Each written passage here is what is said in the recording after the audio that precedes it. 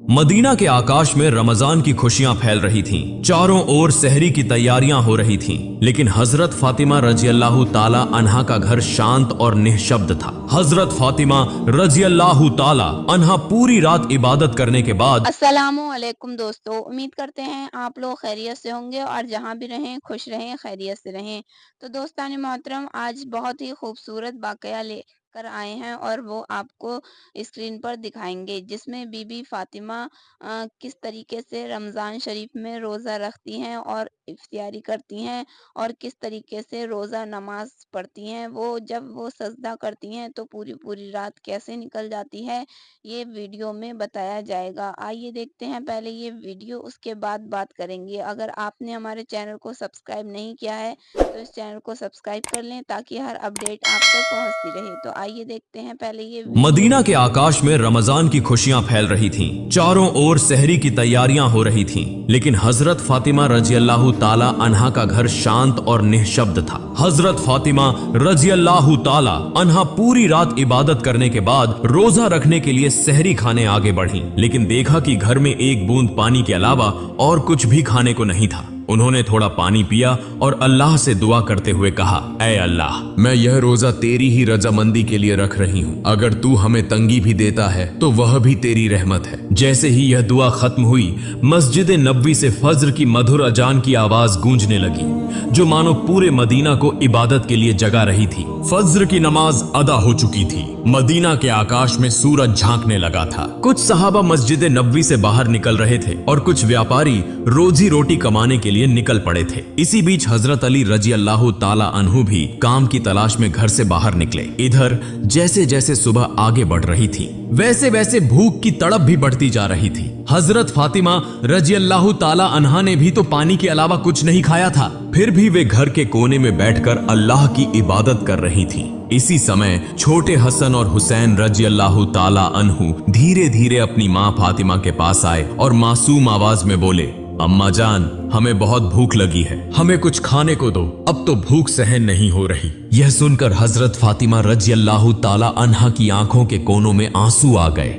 दिल कराह उठा, लेकिन वे कुछ कह नहीं सकी। फिर भी अपने बच्चों के सामने मुस्कुराकर बोली, बेटा, यह दुनिया तो बस एक इम्तिहान है, थोड़ा सब्र करो, इंशाअल्लाह तुम्हारे अब्बा जान कुछ खाना लेकर आएंगे। यह सुनकर छोटे हसन और हुसैन रजी अल्लाह ताला अन्हु खुश होकर वहां से चले गए, लेकिन वे भी इफ्तार का इंतजार कर रहे थे। हजरत फातिमा को भी बहुत तेज भूख लग रही थी, सिर हल्का झंझना रहा था। तब उन्होंने अल्लाह से दुआ की, अल्लाह, तू ही हमारा रिज्क देने वाला है। ऐ अल्लाह, हमें रिज्क अता फरमा, हमारे बच्चों को तकलीफ सहने की ताकत दे। ऐ अल्लाह, हमारे ईमान को मजबूत रख। इस कठिन परीक्षा के बावजूद उनके दिल में न कोई शिकायत थी, न कोई मायूसी था, तो बस सब्र और अल्लाह पर तवक्कुल। इधर हजरत अली रजी अल्लाह ताला अन्हु को अब तक कोई काम नहीं मिला था। सूरज धीरे धीरे आसमान के बीचों बीच पहुंच चुका था। चिलचिलाती धूप और गर्मी की तपिश मदीना की जमीन को जला रही थी, लेकिन जैसे ही उन्हें घर की याद आई, उनकी आंखों में आंसू आ गए। आखिरकार हजरत अली रजी अल्लाह ताला अन्हु एक सहाबी के घर गए और सलाम करके बोले, भाई, हमारे घर में खाने को कुछ भी नहीं है, क्या आप मुझे कोई काम दिला सकते हैं? तब उस सहाबी ने कहा,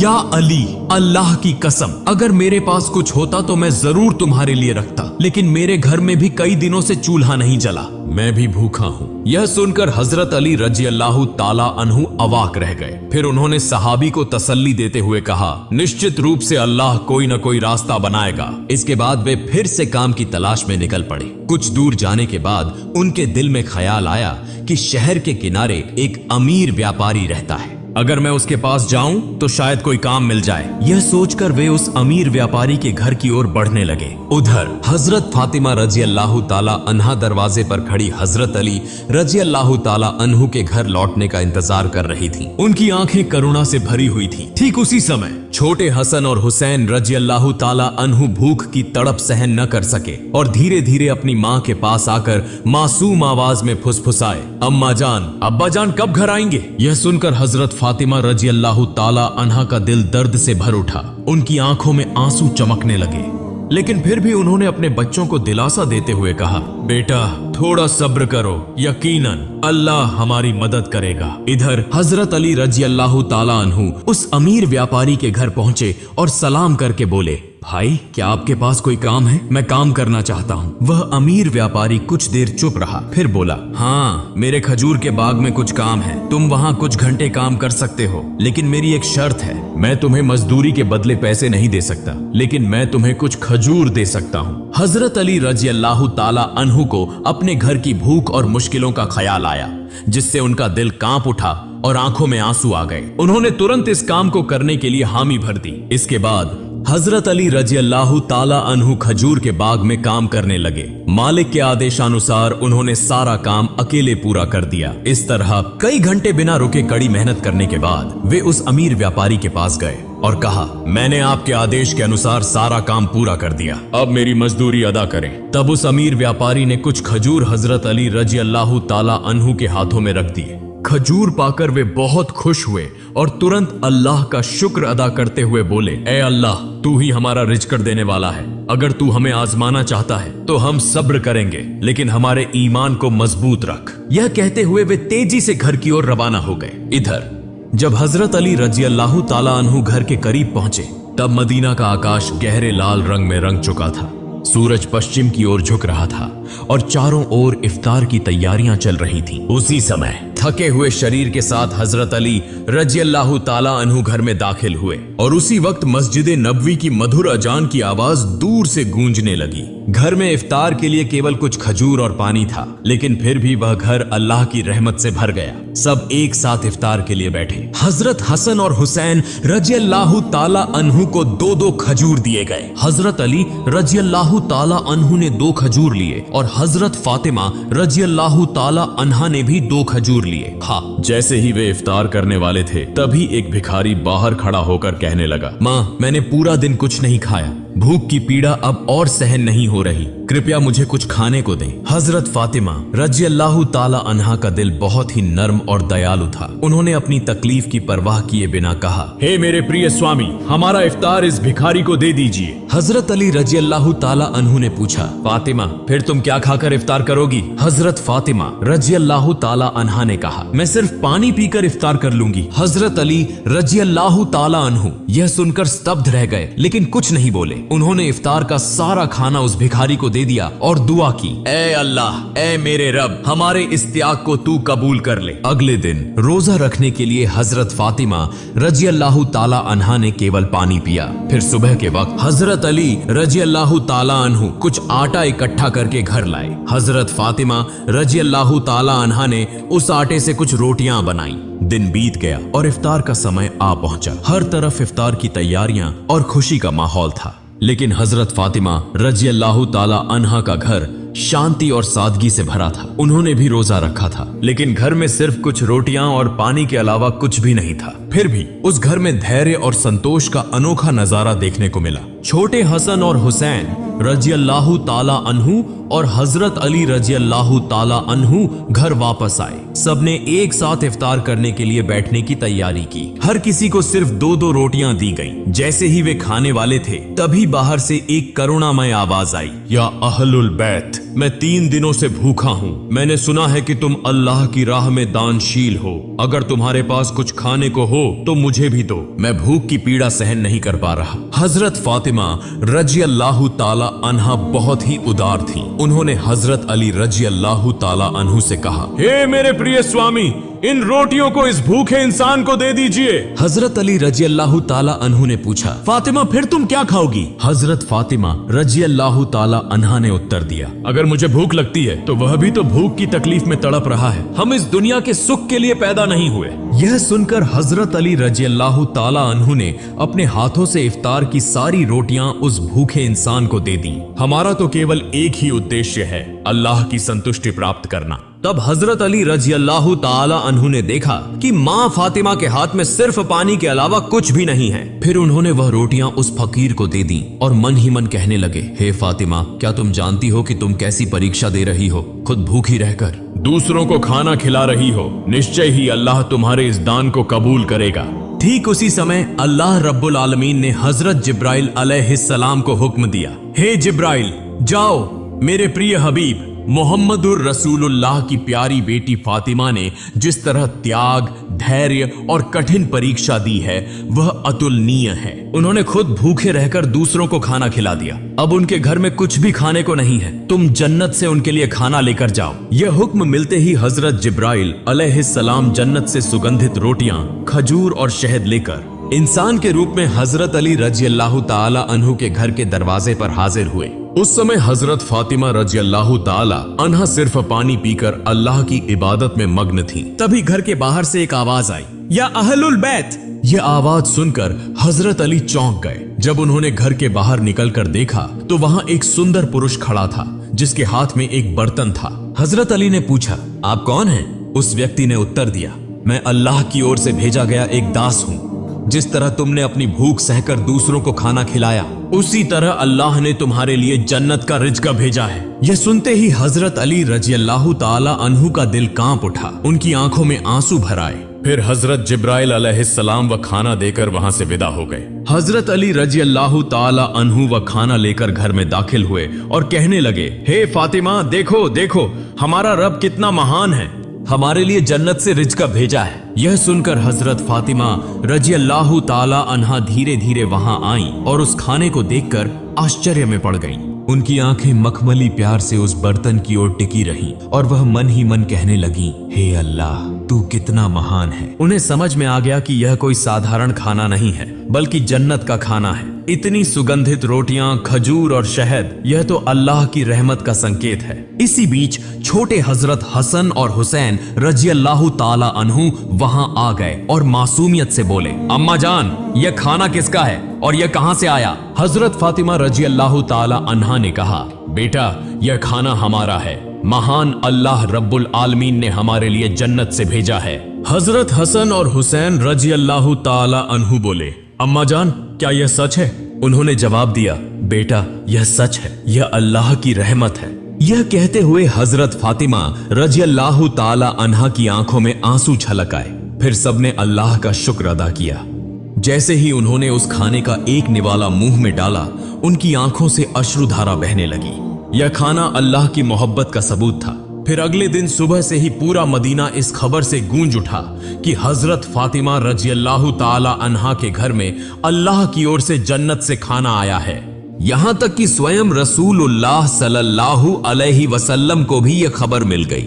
इस बात को सुनकर बहुत से लोग हैरान हुए, कुछ लोग बहुत खुश हुए और कई लोगों का ईमान और भी मजबूत हो गया। लेकिन दूसरी तरफ जो मुनाफिक, दिखावे के मुसलमान और संदेह करने वाले लोग थे, वे इस बात को किसी भी तरह स्वीकार नहीं कर पा रहे थे।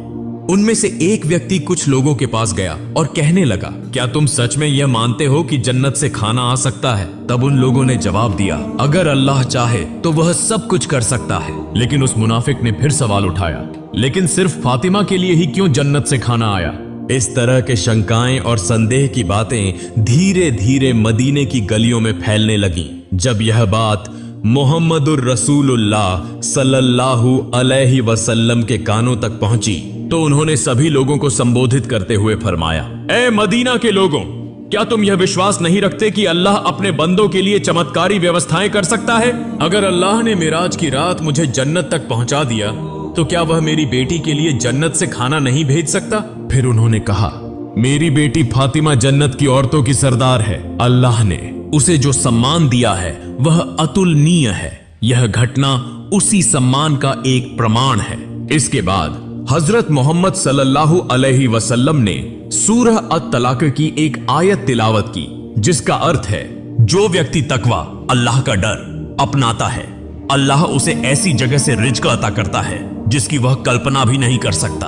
यह सुनकर हर कोई चुप हो गया और सहाबियों का ईमान और भी मजबूत हो गया। जब यह घटना पूरे मदीना में चर्चा का विषय बन गई तो मुनाफिक और काफिर इस पर क्रोधित हो गए। उन्होंने अपने अनुयायियों को बुलाकर कहा, क्या तुम देख रहे हो, मोहम्मद सल्लल्लाहु अलैहि वसल्लम की बेटी को ऐसा सम्मान मिल रहा है जो दुनिया में किसी को नहीं मिला। अगर यह खबर और ज्यादा फैली तो लोगों का ईमान और मजबूत हो जाएगा और हमारी साजिशें नाकाम हो जाएंगी। तब उनके एक अनुयायी ने पूछा, तो हम क्या करें? उन मुनाफिकों और काफिरों ने कहा, लोगों के दिलों में शक डाल दो, उन्हें कहो कि यह तो बस एक कहानी है। शायद फातिमा रज़ियल्लाहु ताला अन्हा ने बस कोई सपना देखा होगा। और यह भी कहो कि मोहम्मद सल्लल्लाहु अलैहि वसल्लम सिर्फ अपनी बेटी की शान बढ़ाने के लिए ऐसा कह रहे हैं। फिर उन्होंने कहा, हमने तो कभी जन्नत का खाना देखा नहीं, यह बस एक मनगढ़ंत कहानी हो सकती है। इसके बाद अगले दिन से ही मुनाफिकों और काफिरों का समूह मदीना की गलियों और घर घर जाकर यह प्रचार करने लगा कि यह सब एक झूठी कहानी है। धीरे धीरे वे कुछ सहाबियों के पास भी पहुंचे और कहने लगे, सुनो भाइयों, तुम्हें धोखा दिया जा रहा है, यह कोई सच्ची घटना नहीं है बल्कि एक मनगढ़ंत कहानी है। लेकिन सहाबियों ने जवाब दिया, जिस अल्लाह ने हमारे लिए कुरान नाजिल किया, क्या वह जन्नत से खाना नहीं भेज सकता? और मोहम्मद सल्लल्लाहु अलैहि वसल्लम तो अल्लाह के प्रिय रसूल हैं, वह कभी झूठ नहीं बोलते। यह सुनकर वे मुनाफिक और काफिर सहाबियों के मजबूत ईमान के सामने हार गए। इस तरह यह बहस पूरे मदीना में फैलती चली गई। इस घटना के बाद एक रात हजरत फातिमा रजियल्लाहु ताला अन्हा धीरे धीरे अपने कमरे में गई। लंबे समय तक अल्लाह की इबादत की और आंखों से आंसू बहाती रही। वह मन ही मन सोच रही थी, अल्लाह ने मुझे यह चमत्कारी इनाम क्यों दिया?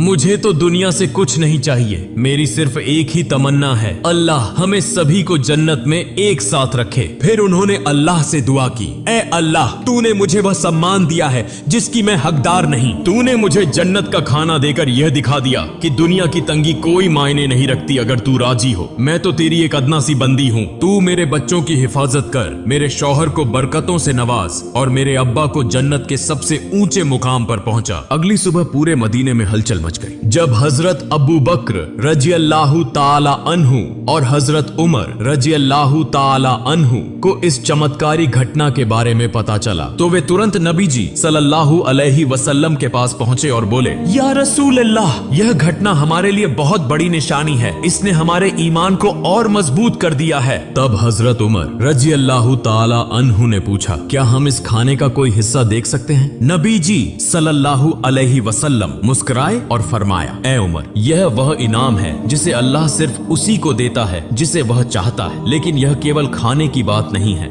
बल्कि यह एक महान सबक है। यह सुनकर सहाबियों के दिल सुकून से भर गए। इसके बाद हजरत मोहम्मद सल्लल्लाहु अलैहि वसल्लम हजरत फातिमा रजियल्लाहु ताला अन्हा के घर पधारे। वह जानते थे कि उनकी बेटी फातिमा रजियल्लाहु ताला अन्हा सिर्फ उनकी संतान नहीं बल्कि इस्लाम की एक महान मिसाल है। रसूल सल्लल्लाहु अलैहि वसल्लम हल्की मुस्कुराहट के साथ बोले, ए मेरे जिगर के टुकड़े, फातिमा, तुम जन्नत की औरतों की सरदार हो और यह खाना तुम्हारी इज्जत का एक सबूत है। यह सुनकर हजरत फातिमा रजियल्लाहु ताला अन्हा सिर झुकाकर विनम्रता से बोली, या रसूल अल्लाह, मैं तो बस एक कमजोर बंदी हूँ, यह सम्मान सिर्फ और सिर्फ अल्लाह की रहमत से है।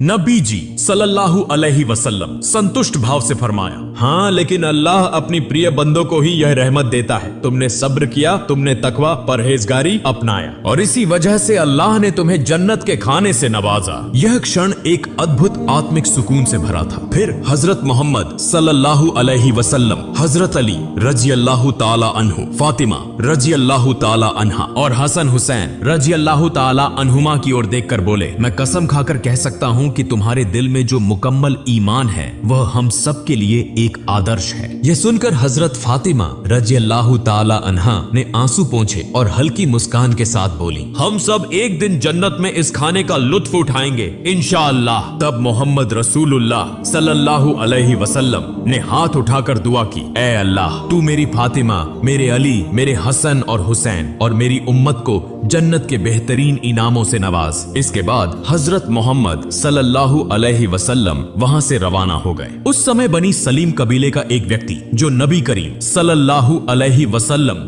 का बड़ा दुश्मन था, अकेले ही नबी जी सल्लल्लाहु अलैहि वसल्लम के घर के पास आकर चिल्लाने लगा, ए मोहम्मद, बाहर आओ, जब तक मैं तुम्हारा गला नहीं काट दूंगा मेरा हाथ शांत नहीं होगा। वह इस तरह की अमानवीय बातें कहता जा रहा था। यह देखकर हजरत उमर फारूक रजियल्लाहु ताला अन्हु और कुछ अन्य सहाबा बहुत गुस्सा हो गए। हजरत उमर रजियल्लाहु ताला अन्हु कहा, या रसूल अल्लाह, अगर आप इजाजत दें तो मैं इस शैतान को तलवार से 2 टुकड़ों में काट दूं। तब नबी करीम सल्लल्लाहु अलैहि वसल्लम घर से बाहर आए और सहाबियों से फरमाया, सावधान, तुम लोग इसे कुछ मत कहो, यह बेचारा तो जानता ही नहीं कि अल्लाह कौन है, उसके नबी कौन हैं और इस्लाम क्या है। जब इसे इन चीजों की समझ आ जाएगी तो यह ऐसी बातें कभी नहीं करेगा। फिर रसूलुल्लाह सल्लल्लाहु अलैहि वसल्लम धीरे धीरे उस व्यक्ति के पास गए और बहुत ही नरमी से मीठी आवाज में बोले, तुम मुझसे इतना नाराज क्यों हो? ये आसमान या जमीन या इंसान और ये पूरी दुनिया, इन सब का एक ही खालिक है। मैं तो बस उसी की बात करता हूँ। मैं सिर्फ लोगों को उसी एक अल्लाह पर ईमान लाने की दावत देता हूँ। अल्लाह से डरो